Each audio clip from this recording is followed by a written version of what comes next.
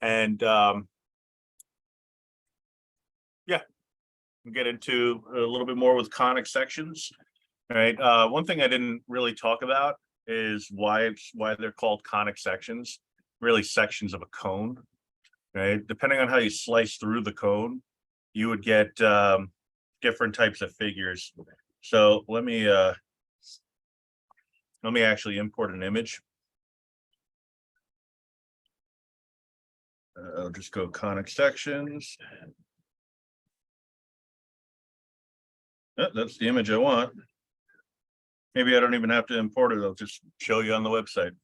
All right. So depending on how you slice through a cone, you could end up with a circle. If you go horizontally through, diagonally through, give you an ellipse.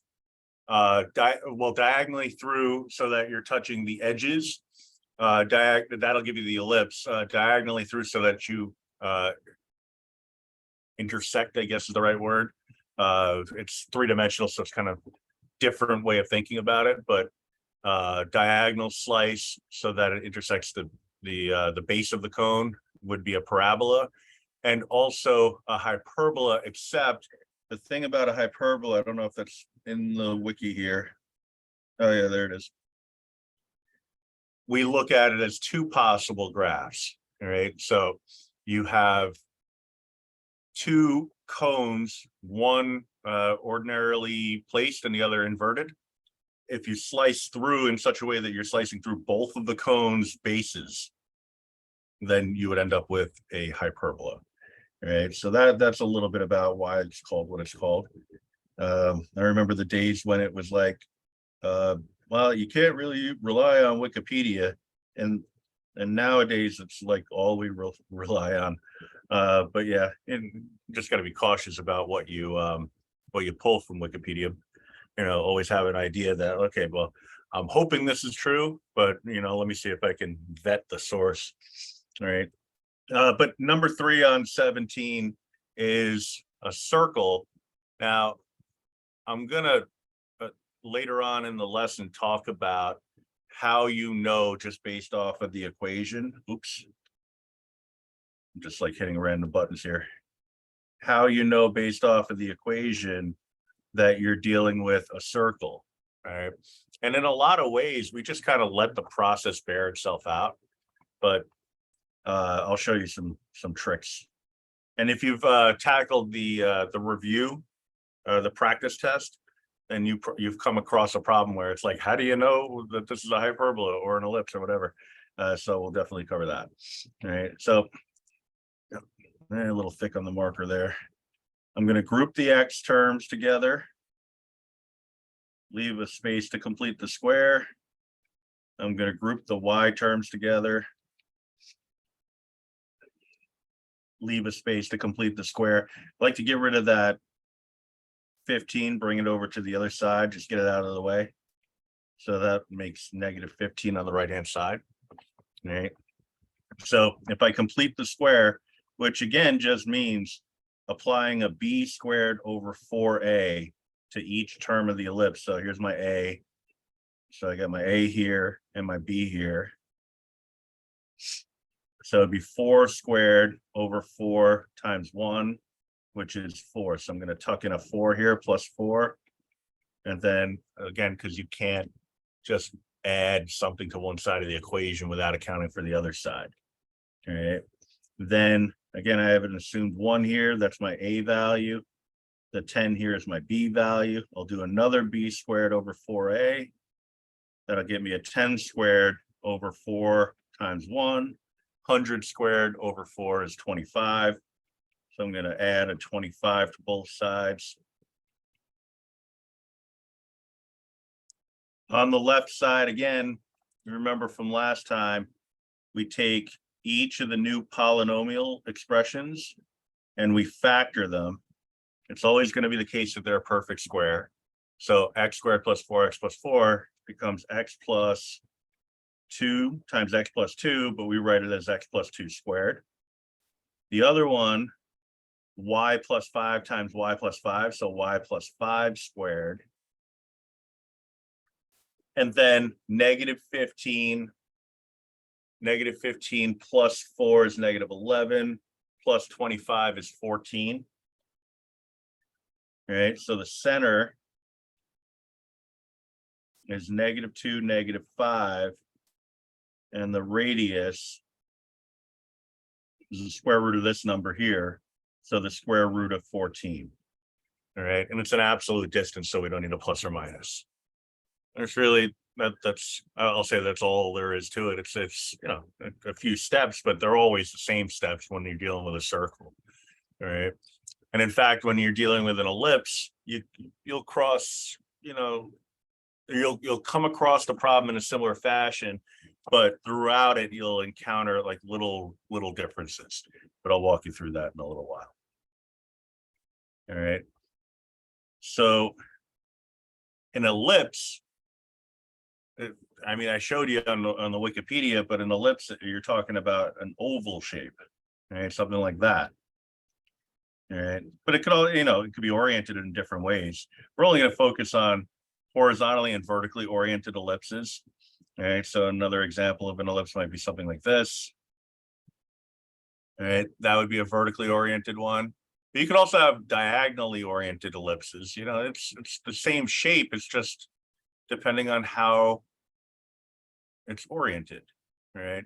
But the easiest ones to handle are the horizontal and the vertically oriented ellipses. All right. I have diagrams below, so I'm just going to wipe this out. It's just to kind of buy myself some time for you to be able to get this down if you were writing it. All right. So standard form of an ellipse, and there you go, there's your ellipse.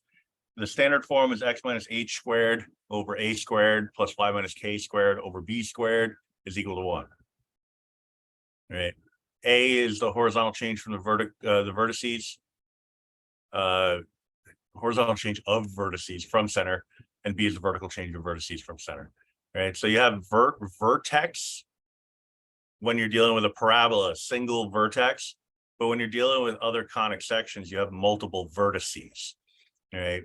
Any vertex that falls on the major axis, all right, that's the longer of the two axes. Any vertex that falls on that is just known as a vertex. The other axis will contain the co-vertices, but ultimately they're all vertices. All right. And we just define, it's kind of like the major axis is the more important one, the line segment passing through all the interesting stuff. The minor axis is the other one. So we sort of define it by what it's not. Right? It's the other axis. There's a bunch of formulas. You can memorize formulas. I'm more, like you've seen this throughout the course, I'm more inclined to show you a process rather than say, here's a formula. Right? So when we graph an ellipse, we're going to find the center and the vertices. Then we're going to determine the location of the foci. Right. So foci is plural of focus. And if you think about, actually, I can get Wikipedia back in the conversation here. If I show you a parabolic mirror, or a reflector, I guess is fine. I'm going to put mirror there. All right. So it's a three-dimensional figure, a parabolic mirror. It's kind of like it's hard to see. It kind of looks like a sphere, but this is kind of, it's bowed in. It's got concavity to it. Right. But if you look at a cross section of it, this is really what you're dealing with. Right. Light comes into the parabolic mirror. And what it does is it reflects off the surface in such a way that every ray of light is going to converge at a single point. All right. And that's how it works with spherical mirrors. And it's also one of the reasons why we, like if you have a satellite dish, it's shaped like kind of like a bowl. All right. The cross section of that would be a parabola. And it's really all the information is being focused on that little stud that's in the middle of the parabolic mirror, right? So, or satellite dish or whatever it is. Then in the case of an ellipse, it's a different story. All right. So see if I could pull up something like that. There's more than one focus when it comes to an ellipse. All right. So ellipse. You know what? Let me go elliptical orbit.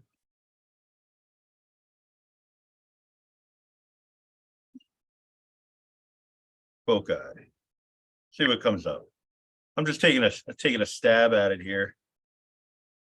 Yeah, this is as good as any.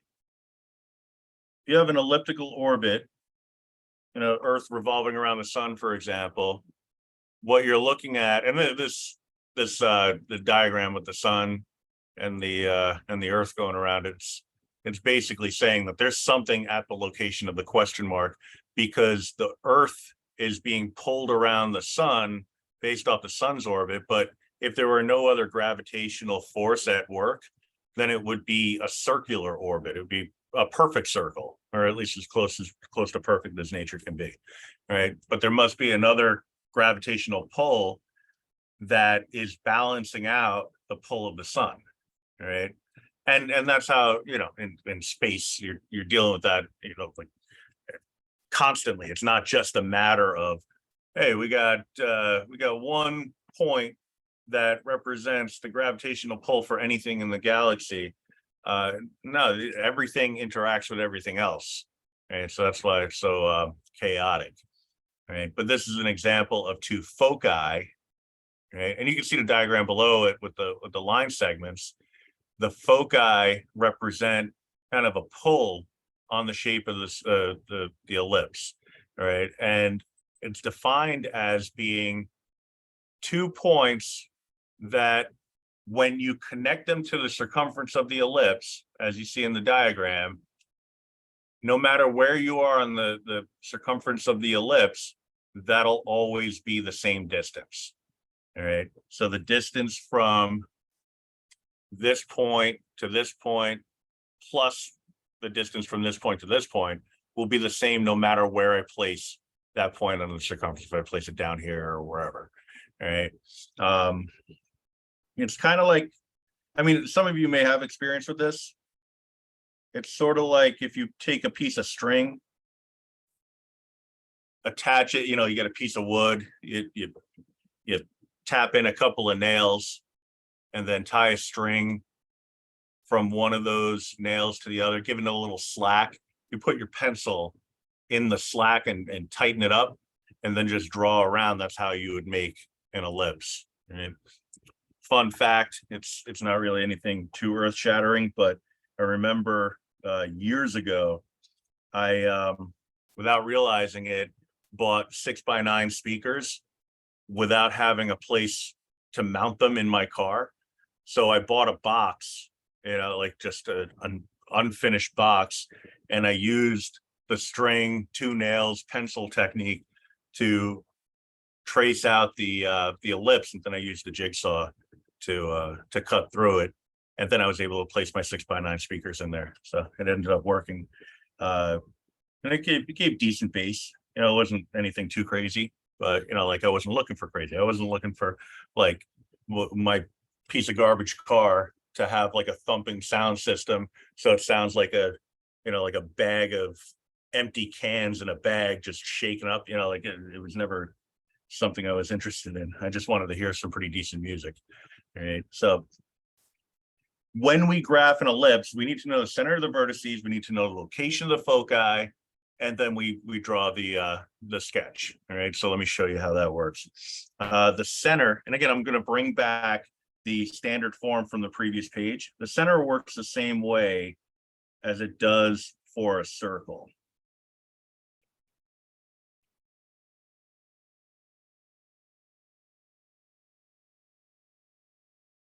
And when I say I had a piece of garbage car, I really did. Like there was one point where I was at a stop sign, and I heard like a popping sound, got out of the car, looked below it, and I saw all the oil just being spewed on the pavement. Yeah, the engine blew, cracked the block, and it just, all the oil came out. That was the end of that car. There was another car where the starter didn't work. Actually, it might have been the same car. Right. So I had to pop the clutch anytime I wanted to drive it. So I'd park it on a hill facing down so that I wouldn't have to push the car to pop the clutch. I mean, those are the days, early 90s. Anyway, I could pull the H value. Right. If I line this up, let me bring this over here. If I line it up with the given equation, I can kind of remap it. Call it x minus 0 squared over 3 squared. 3 squared gives you 9, plus y minus 0 squared over 2 squared, which would give you a 4, is equal to 1. All right, so from this, I could pull the center, 0, 0. The A value, which is 3 units, and the B value, which is 2 units. All right. The A gives you the left or right displacement. The B value gives you the up and down displacement from center. All right. So this is left and right. This is up and down. Down. Down is the first word of the day. You can go up or you can go down. Down is the first word of the day. All right. So I'm going to plot a graph here. At most, I'm going to go 3 units away from the origin. So I'm going to put my axis smack dab in the middle. Never lines up perfectly, but I can move it over. All right. So that's going to be Y and then X. That one lined up perfectly. That was interesting. All right, I'm going to plot the center, and I'm going to go left 3 units. I'm going to go right 3 units. I'm going to go up 2 units, and I'm going to go down 2 units. And then I'm going to slap a oval around this, and that'll be my ellipse. Yeah. Now, if you're using an app, and I know some of you are, you have the advantage of having like a snap to fit kind of deal going on, right? So for the rest of us, it might look like this, but if you have a snap to fit it, it'll look a little bit better. All right, so you don't have to do any shading. Mine is automatically set to shade. Kind of looks nicer, but it's not necessary. All right, so I'm just going to get rid of that. Oops, I meant to hit the eraser button. There we go. These look pretty awful, so let me fix that. So I've stated my center vertices, and I've graphed the ellipse. The only thing I don't have is the foci, right? So now the foci is an interesting concept, at least discovering the value. I have a relationship here. It's kind of buried in the notes. Determine the location of the foci, the distance, which represents the distance from the endpoint of the minor axis to one of the foci is equal to 1/2 of the distance of the major axis. It's kind of a mouthful. All right. So let me diagram it out so I could show you what the heck I'm talking about here. So here's an ellipse. Not really. It will be in a sec. Nope. Oh, look at that. I've accomplished the unthinkable. Draw something that looks so different from what it's supposed to look like that it gave me something so different from what it's supposed to look like. All right. So this is a horizontally oriented ellipse. All right. The major axis, if it's horizontal, then it's a horizontally oriented ellipse. All right. Now, what this rule is saying is that this distance here, that hypotenuse that I just drew, is going to be half the distance of the major axis. All right. So this whole shebang here, so all of this, and I'm going to get rid of this little line segment here, just kind of make it obvious. All right, that's the major axis. Right? Half the distance of the major axis is what we define as A. all right, that A distance is going to be equal to this hypotenuse here. All right, so whatever this horizontal distance is here from center, which we discovered above, that's the left-right value. That's going to be the length of the hypotenuse. So that A value is going to be equal to 3, right? And that's because A is equal to 3. Now, I'm not putting this on the actual graph grid because I honestly have no idea what this point is going to be in terms of distance from the center. Now, in this case, the center happens to be the origin, so that's easy enough. But I do know that this value here, this vertical line segment, that was B. So that's where B is equal to 2.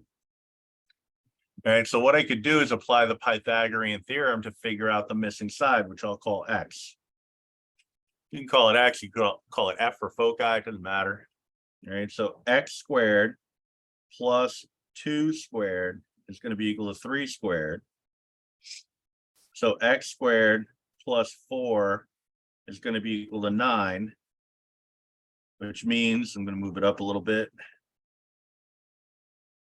X squared is going to be equal to 5, and X itself will be equal to radical 5. All right.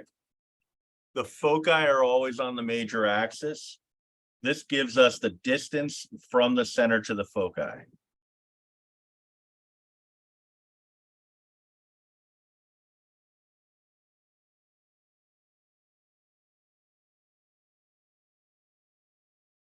And that's about 2.2, approximately 2.2 units left and right. All right, not up or down because the major axis is horizontal and the foci are always on the major axis. All right, and you might want to make a note of that, you know, like a nice little star here, foci always on the major axis.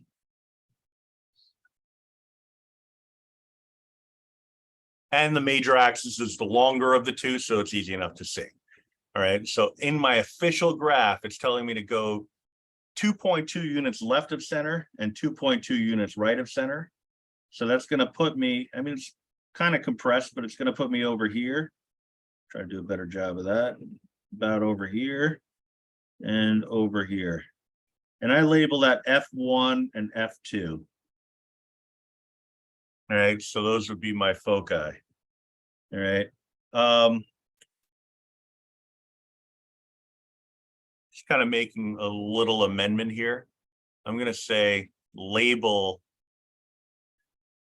I don't know that it's necessary for you to state the coordinates is what I'm getting at. I want to see the work. You know what? I'm going to stay with what I originally had. All right, so we have the center as stated, the vertices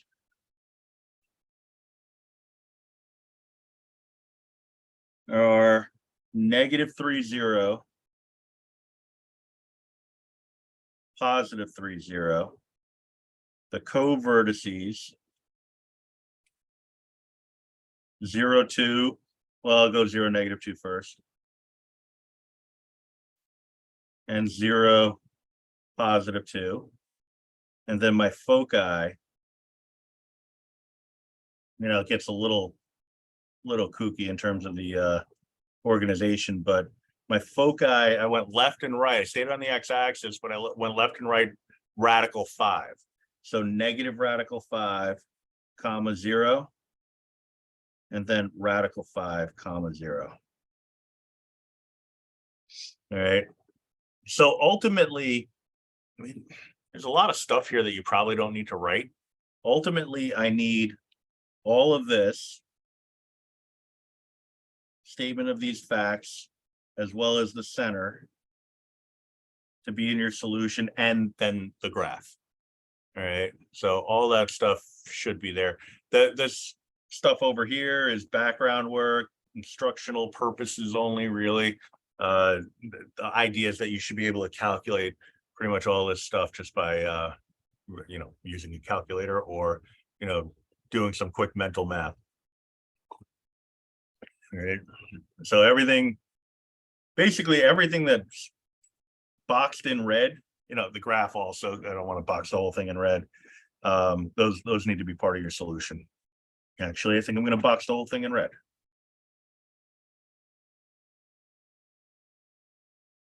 Just to kind of drive that point home. All right, so anything that's boxed in red needs to be part of your solution. All right. And when you think about it, it's not a whole heck of a lot, but you had to do some things to get there. All right. Now for number 2, same idea.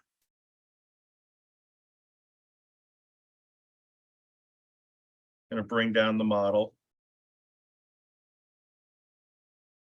I can pull a lot of information. Again, center, vertices, and foci. Those are the ingredients that you need. You want to just kind of make a list and go for it, that's fine. I like to do a little bit of background work because I know I'm going to have a center at -4, -2.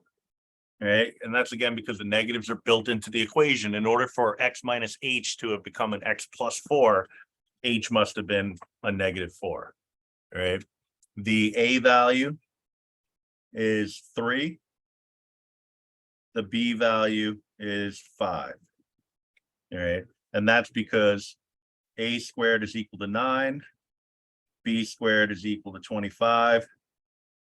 So you can just, skip that little step. All right, so this is my left right,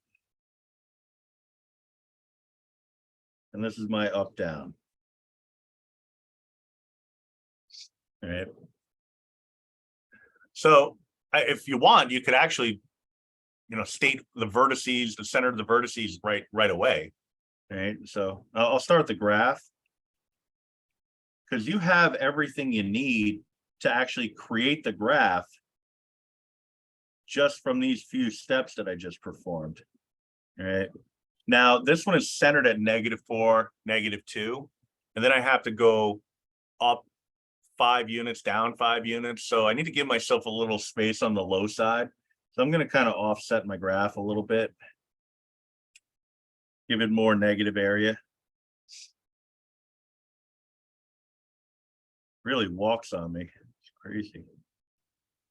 At least it has a decent fix. And so I got my x-axis, my y-axis. I plot -4, -2. All right, I'm going left and right 3 units. All right, so I'm also going up and down, so 5 units. 1, 2, 3, 4, 5. 1, 2, 3, 4, 5. So in this case, my ellipse is vertically oriented. All right, the major axis is now vertical. All right, so this has a vertical major axis. All right, so the foci are going to lie along this line somewhere. All right, but I can get my vertices and my co-vertices. The vertices are always on the major axis. The co-vertices are on the minor axis. All right, so that would be this. I'll make a little note. This is minor. This is major. It's actually kind of nice that when they call it major and minor axes, it's like the longer one is major, right? I kind of feel like that makes sense. All right, but I got to pull coordinates. So 1, 2, 3, 4 to the left and up 3, -4, 3. Then -4 to start -4, comma, then we go 2, 3, 4, 5, 6, 7 down. For my co-vertices, I'm going to -7 and then down -2 and then -1, -2.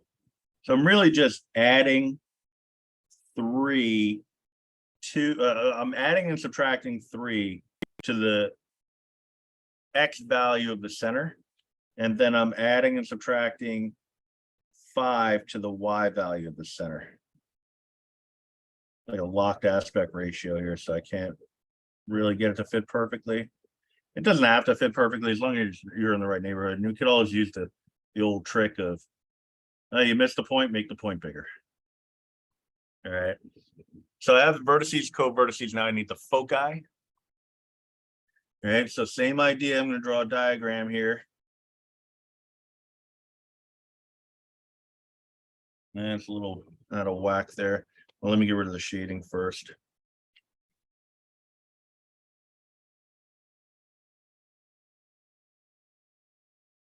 I don't know if it's ever going to look that good, but this is my major.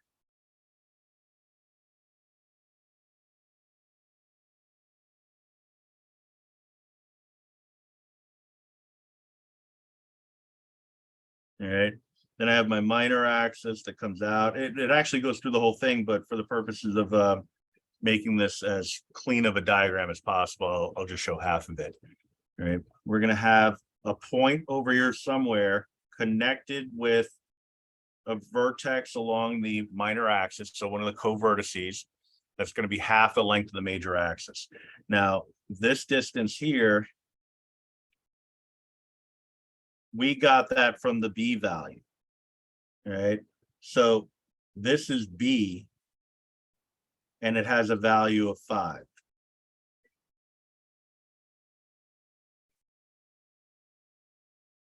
All right. The minor axis has a value of 3. Left, right, 3 units, up, down, 5 units. All right. To find the location of the foci, or at least the distance from center to focus, we solve for x in this right triangle, and we get x squared plus 3 squared is equal to 5 squared. X squared is equal to, well, you're talking about 25 minus 9, so 16. So x is equal to 4. And again, that's distance from center to focus.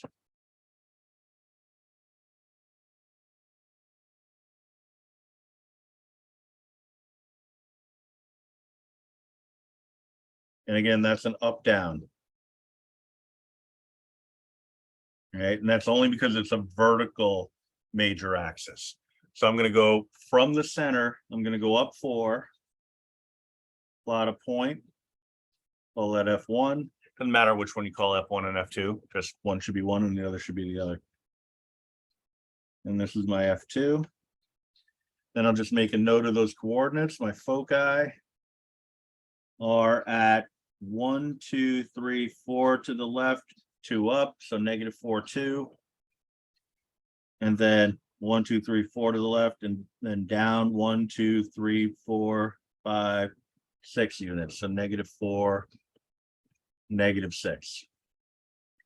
All right. So again, what I need, because all this stuff is helpful, but it's not necessary, I need anything that I'm boxing in here in red.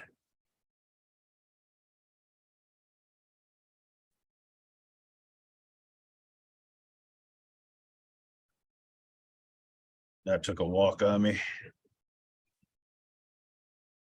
Good enough. Yeah, so anything I boxed in red is what I need as part of your solution. Solution. Like the solution to a problem. Showing all work in your solution. Solution is the second word of the day. All right, so that's really all there is to graphing an ellipse. We're going to talk about graphing a hyperbola, which is kind of a separate animal. I mean, it's got a lot of similarity, but it feels more intricate when you really kind of get into it. And it all has to do with the shape of the hyperbola. You know, the process that we use is kind of like, wow, there's a lot of steps here, but it'll produce the correct looking hyperbola. Right. So, and we've talked about hyperbolas within the context of polar coordinates, but I mean, you can see the diagram. Obviously, a lot more going on here. Couple things to keep in mind. Whereas in the ellipse, I'll try to kind of keep the previous solution on the page for at least another minute. Right. In an ellipse, your foci were within, it was within the body of the ellipse. Like the ellipse was a closed figure. The foci were contained on the major axis within the ellipse. All right. It's also the case that the foci are contained within the hyperbola. The problem is it looks like it's on the outside, right? It's just that in a hyperbola, this is the general shape, goes on forever. This is the interior. All right, so anything that's captured by the span of this graph is going to be part of the interior of the hyperbola. This would be over here, another interior. All right, so the foci are still contained within the hyperbola, just doesn't really feel like it, right?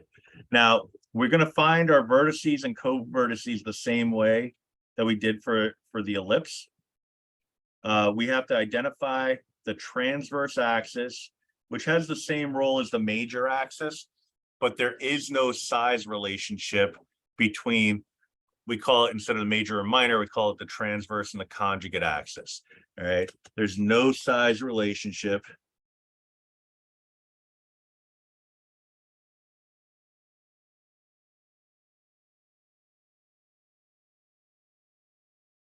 between transverse and conjugate axes.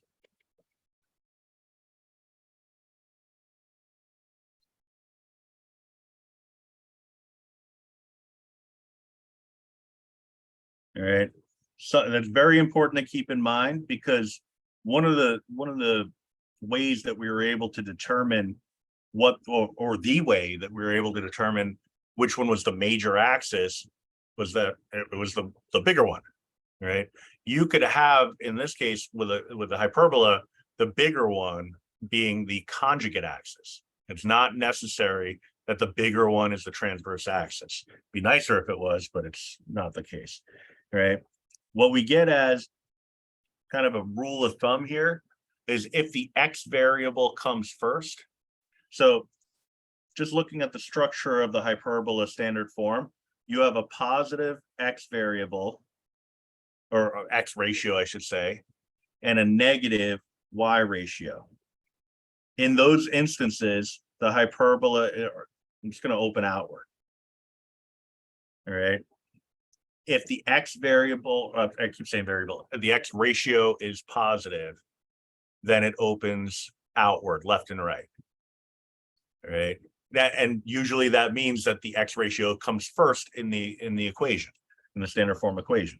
If the y ratio is positive, but the x ratio is negative, then this is a hyperbola that's going to open upwards and downwards.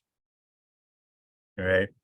The transverse axis always passes through the turning points on your hyperbola. All right. So this is transverse. And in this case, it would be going up to down, it would be vertical.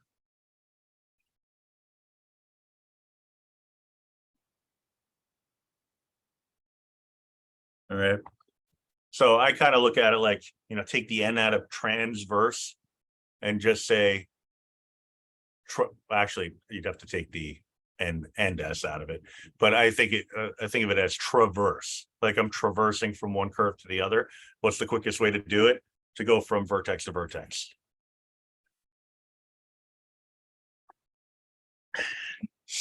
So we dive into creating the graph here.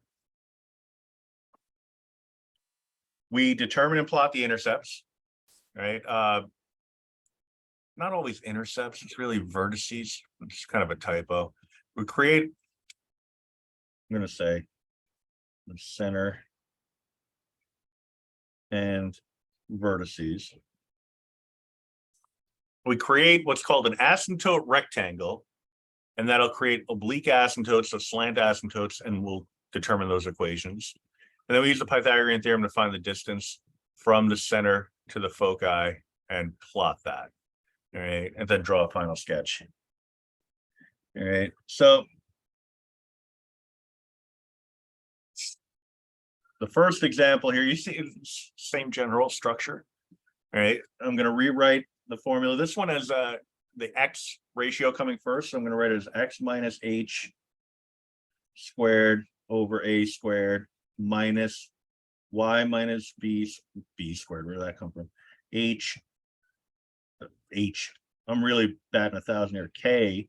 You know, I figure if I work my way through the entire alphabet, eventually I'll come up with the one I'm looking for. Over b squared is equal to 1. All right.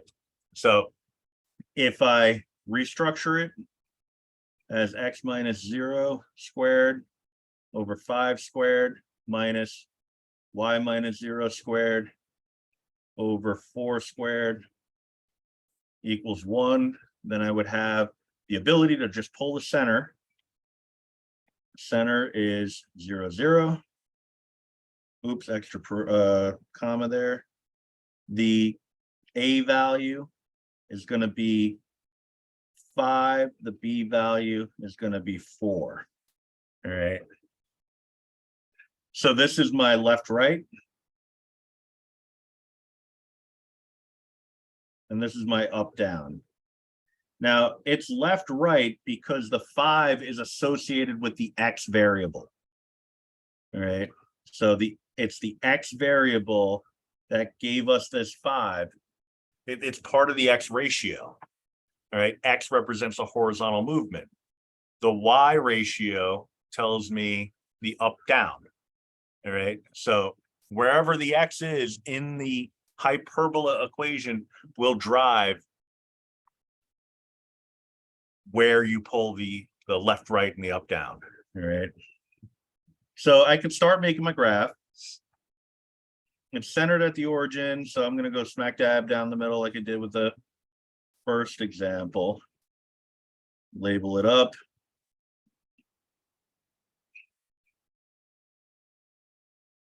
So x, y. Center 0, 0. I'm going to go left and right 5 units.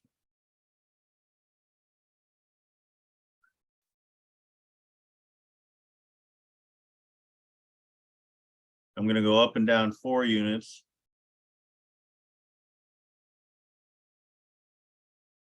And then we're going to do something drastically different here.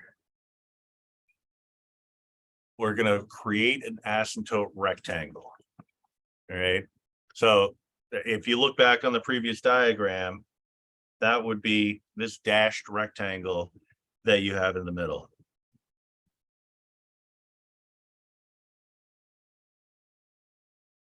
All right.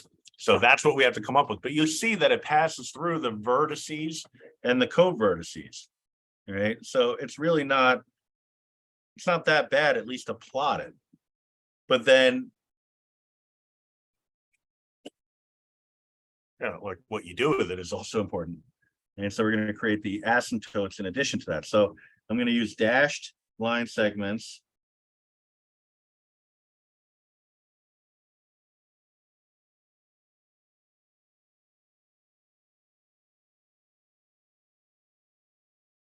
All right, we always use dashed or dotted to represent something that represents a boundary, but it doesn't actually correspond to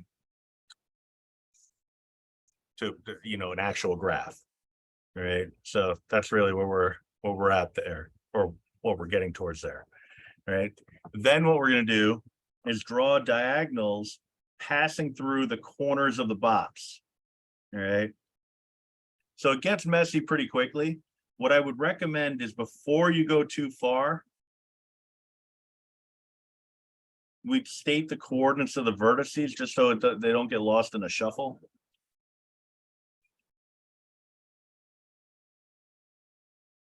All right, so my vertices are always on the transverse axis because x comes first in this equation. X is the positive ratio. We're looking at a hyperbola that's going to open outwards, which means the transverse axis is going to be horizontal.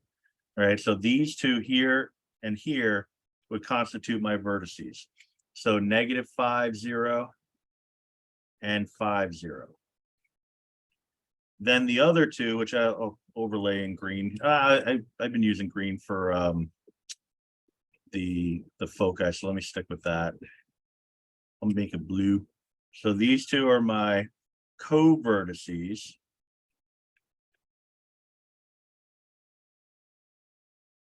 All right, for those, we went up and down 4.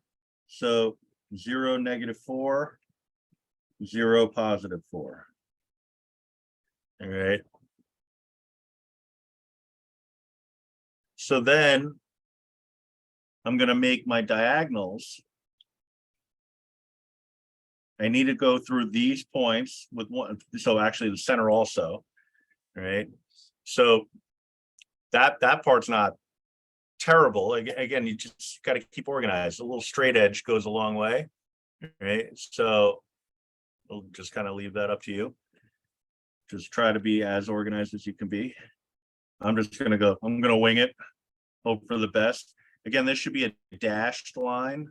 So, because it's actually not part of the graph, it represents a boundary site just to get it to go where I want it to go without being all wonky looking.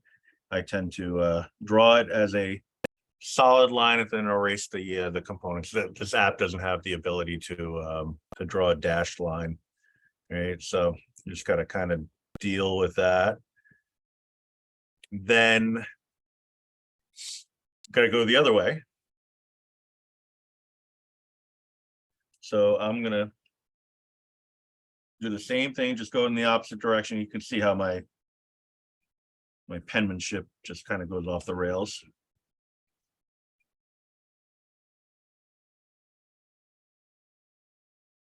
All right, so these would be my two asymptotes.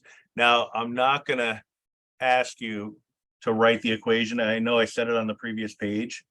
It said create asymptote. No, actually, I didn't say that.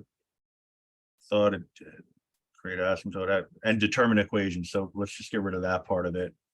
You don't have to worry about that. That's a little kind of overcomplicated. So yeah, I'm just going to kind of nix that part of it. All right. So, you know, you can kind of look at it as like a little gift, I guess, but it's not anything that was overly critical in terms of, you know, like successfully completing the process. All right. So just kind of leave it at that. All right. Now, what we do is we create a curve that goes through the vertices along the transverse axis. This one's my transverse. All right, that going from red to red. So, but the curve is going to approach the two diagonal or slant asymptotes.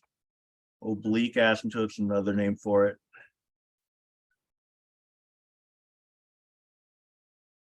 And we do it through both of them.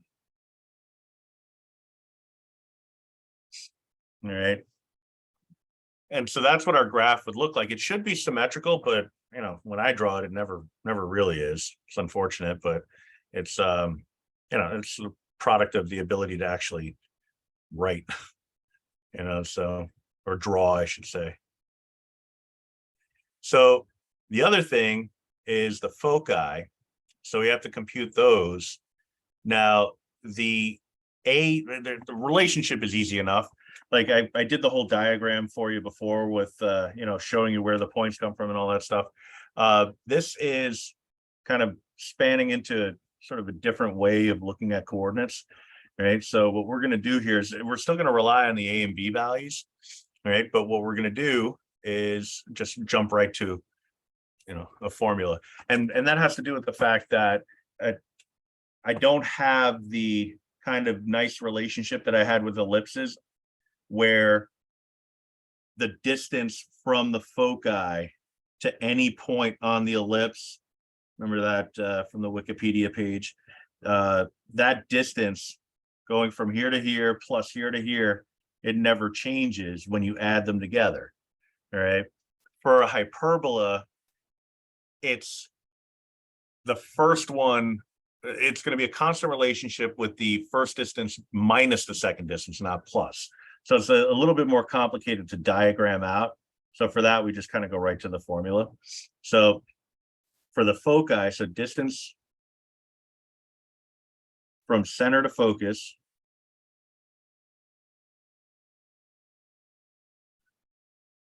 we use C squared is equal to A squared minus B squared. And if you really think about it, previously, when we did it with ellipses, we were doing C squared is equal to A squared plus B squared. It's just we didn't know the A, or we didn't know the B, depending on the orientation of the figure. All right. But what I also like to do, like it's not the most academic thing, but the way I explain it is to say that the distance from center to focus, so distance C to F, is equal to the big denominator plus the little denominator under the radical.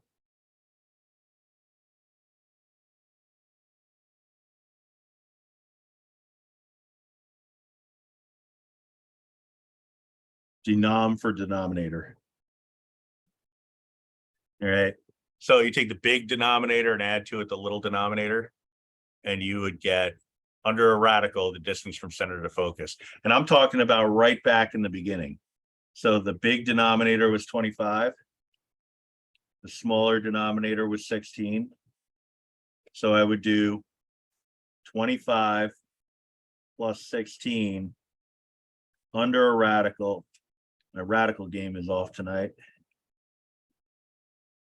That gives me radical 41, which is about 6.4-ish. All right. And what that tells me is that I'm going to go, because the transverse axis is horizontal here, I'm going to go 6.4 units away to the left and to the right from center. All right. And then I'd plot the location of the foci there. So 1, 2, 3, 4, 5, 6.4 put me about right here. So that's one of the foci. Call it F1. 1, 2, 3, 4, 5, 6.4 be somewhere around here. That's my second focus. Okay. Again, interchangeable. Right. But you're looking at it as essentially two opposing parabolas. Each one of them would have their own foci or focus. All right. So I just have to state the coordinates there. For my foci, again, plural of focus, I went left radical 41, but stayed on the x-axis. And I'm going right radical 41 and staying on the x-axis. All right. So you could use the big denominator, little denominator relationship, but you could also do, C squared is equal to A squared minus B squared. The A squared value was 25. The B squared value is 16. So C would be equal to the square root of that. I'm sorry. No, that didn't work. Oh, yeah. Sorry. My bad. The issue with the C squared is equal to A squared minus B squared method is that we're looking for one of the legs. Right. So once you identify the A squared as being a vertex or location of vertices, right? And I'll actually just say that that's the one that's on the transverse axis. Right. You would have to then solve for that location by adding B squared to both sides. It's not as intuitive as it is for ellipses. So that's why I tend to go with this formula. All right. How did I do that? I accidentally just made a dash curve, but one point at a time. I don't think I could ever do that again.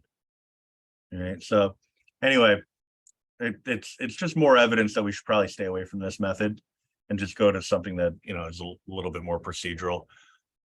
The next one has the y squared information coming first. Right. So this one would be a case where we find the center, the vertices, but the transverse axis is going to be upwardly oriented. Right. So I'd be looking at something, because this comes first,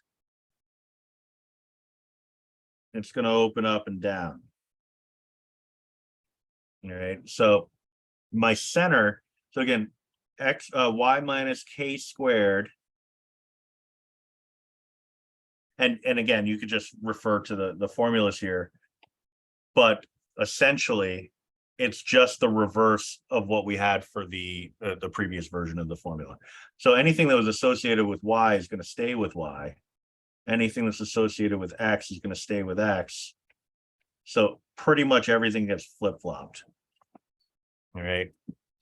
So the k value is equal to 0. The h value is equal to 0.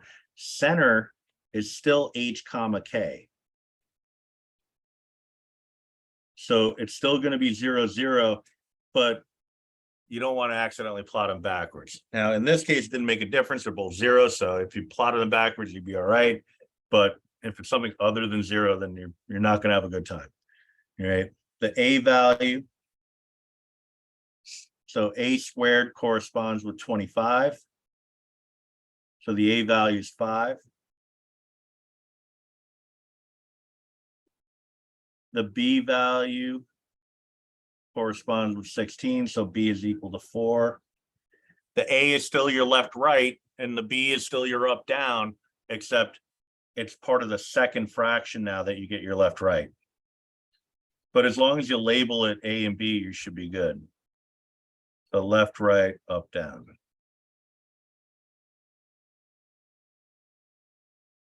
All right. For the distance from center to focus,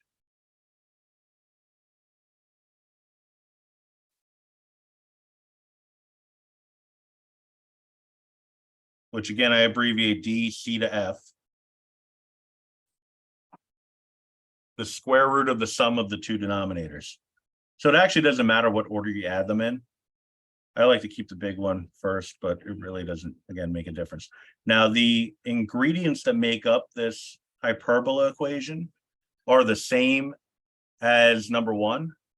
It's just how the information is organized is going to get changed, or is changed. Changed. I like that word, changed. Past tense of change. Changed is the third word of the day. Changed. As in, you'll be forever changed after taking this course. So, plotting my center, 0, 0. My left, right, 5. 1, 2, 3, 4, 5.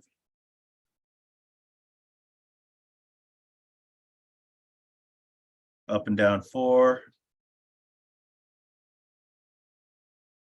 Make an asymptote rectangle. Now, the rectangle itself is not an asymptote, even though it has asymptote in the title. It is the rectangle used to find the asymptotes. So a lot of what I'm doing here is just a straight copy paste from the previous example because it had the same ingredients, just the curve itself is going to be oriented differently. Okay. All right, so again, these get dashed.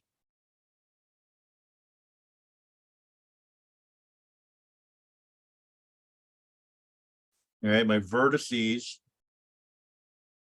I'm gonna plot those in red. This point here and this point here. So 0, -4, 0, +4. My co-vertices.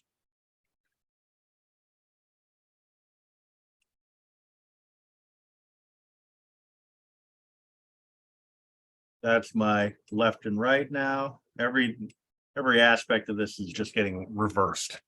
All right, so -5, 0, +5, 0.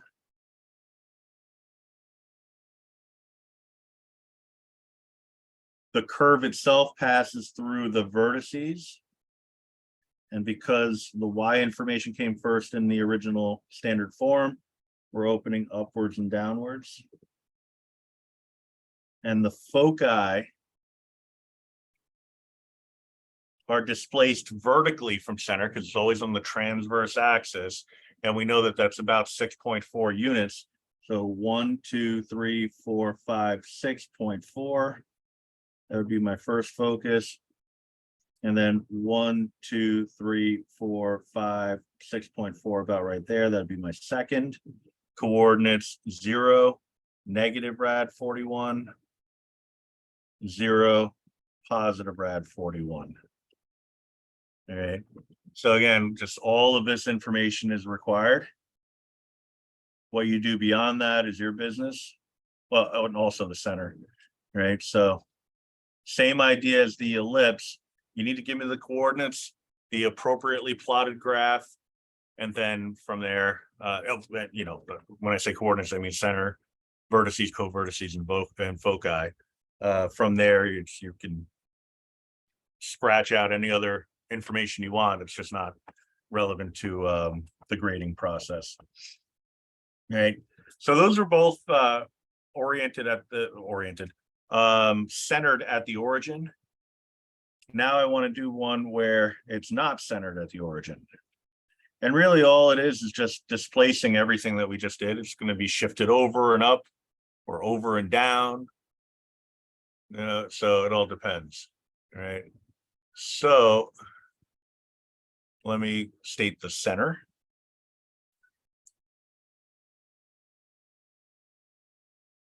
It's going to be 3, 0.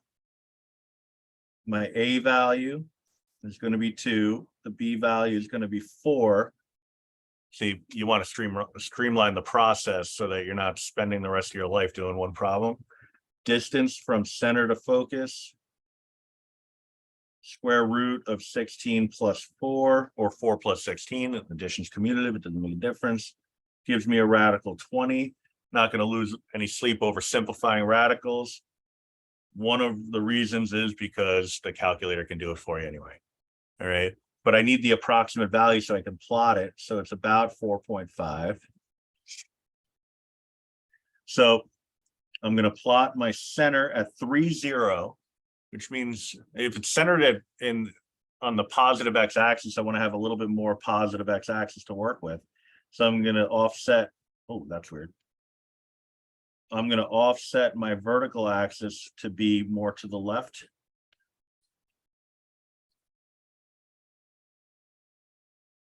And it's still centered or symmetric on the x-axis, so I'm going to leave that as is. So 3, 0 is my center. My x information comes first. So the graph should look something like this. You know, obviously, in general, it's not going to look quite like that. All right, so I'm going to plot, because we're going to go left and right 2 units. So I'm going to plot my vertices here. That's going to be 1, 0 and 1, 2, 3, 4, 5, 0. I'm just kind of banging out all the steps in one shot as opposed to doing it a piece at a time. Up and down 4 units. I don't want green there. I want blue.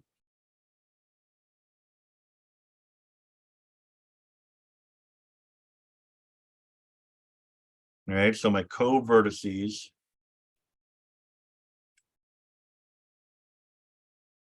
are 3 over, 4 down, 3 over, and 4 up. Foci are always on the major axis, right? So that means that this is a left-right. And I said major axis, I apologize, I meant transverse axis, all right? Transverse axis is always going through the vertices that make up the turning points of the hyperbola, all right? But I do need my asymptote rectangle and my asymptotes. But I can plot the foci right now if I want to. Since I know it's going to be on the horizontal axis, I could just go over 1, 2, 3, 4.5 to the left, F1, 1, 2, 3, 4.5 to the right, F2, and state those coordinates. You know, it's a different school of thought. It's like I just want to be done with the process. So let me just bang it out real quick. I'll get the coordinates and then I'll worry about the graph. Right now, we're not going left and right from 0. We're going left and right from 3. All right, so we would represent this as 3 minus radical 20, comma 0, and 3 plus radical 20, comma 0. All right, because I'm taking the 3, the x value of 3, and increasing and decreasing it by whatever the distance from center to focus is. In this case, radical 20. So I'm decreasing 3 by radical 20, and I'm increasing 3 by radical 20. All right, so then I do my asymptote rectangle.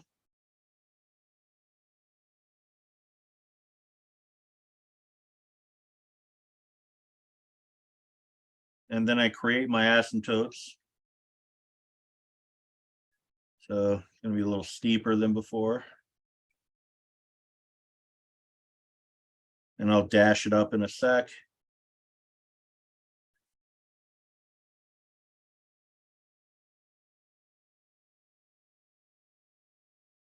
Now my curve has to pass through the vertices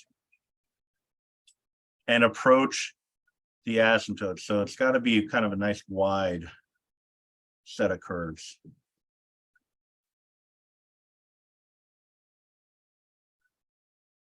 And so that's what we're looking at there for our hyperbola graph, not centered at 0, 0.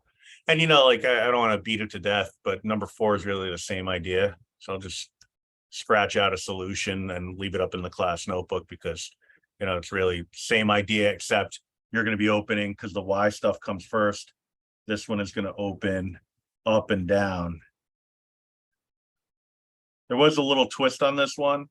You said y plus 1 squared minus. That y plus 1 squared is thought of as being over a 1. All right, so that should be enough to get you started on it. And like I said, I'll throw a solution up there, probably make a video for it. I just don't want to, drone on over and over again about the same concept. All right. So the last thing that I wanted to talk to you about is how to identify what the conic section is just based off of the equation. And it's an old lesson, the one I'm about to show you. Lesson. It's an old lesson. Lesson is the 4th word of the day. And so lots of words today. Okay. Lesson, the 4th word of the day. We're not actually going to bother with making the graphs because that would really be overkill. So, and we're not even going to bother with writing it in standard form. I just want you to identify the conic section. All right. So based off of this structure, all right, there's a few things that come into play. All right. And I'll do an if then. This lesson is in dire need of a restructure. If I'm just going to write the notes somewhere off on the side here. You know what I'll do? Nah, I'll just write it below the problem and then, I'll just show you. All right. So way back in the beginning of the conic section topic, which was like last week, I talked to you about the general form, right? And it always started off with ax squared plus by squared plus and a whole lot of stuff after that. All right. In order to identify the conic, we really only need to worry about the a and b values. Right. So if a is equal to b, right, whatever your a value is equal to your b value, it's a circle. Now, there are a few different ways that a could be not equal to b. All right. So if a is not equal to b and the signs are the same,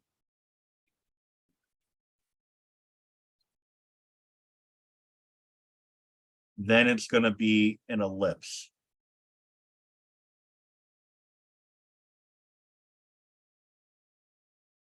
All right. So that's the case, and I'll just write it here. That's the case here the A value, so A is equal to 9, B is equal to 5. These A is not equal to B, but the signs are the same.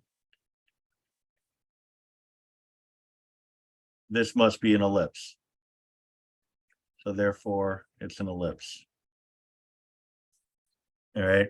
And when I say signs, I'm not talking about trig, I'm talking about positive or negative. All right. So that kind of covers it, because really the only other possibility is if the A and B values are not the same and the signs are different, then it's a hyperbola.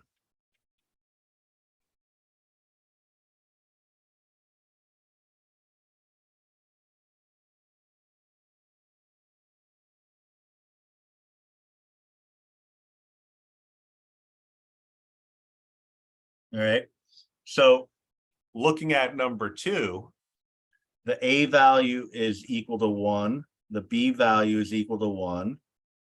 A is equal to B. Therefore, it must be a circle. All right. So it's really just these conditional sentences that I wrote here that dictate how, what kind of conic section it is. So this is pretty important stuff. And if you tried the practice unit 3 test, you're gonna see that. All right. So then the next one, it's not part of the unit, so we'll get rid of that. Like I said, this lesson's in major need of a revamp. Then over here, the A value is equal to 4. The B value is equal to -1. A is not equal to B, and the signs are not equal. Signs are different. Therefore, it must be a hyperbola.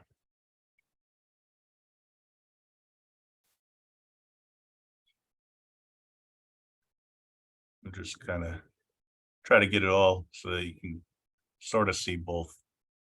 All right. So those are the different conic sections that we talked about. Now we have talked about parabolas, but that was back earlier in the course. That was number 3. That would have been a parabola, because you see there's an instance where one of the variables squared is not there. So it didn't have an x squared, so it must have been a parabola. All right. That's something that we talked about way back when, and there's no need to kind of rehash it. All right. So at this point, I'm going to say, if you have any questions, stick around. Otherwise, enjoy the remainder of the evening, and I will see you for the 3rd unit test on Monday. Hey,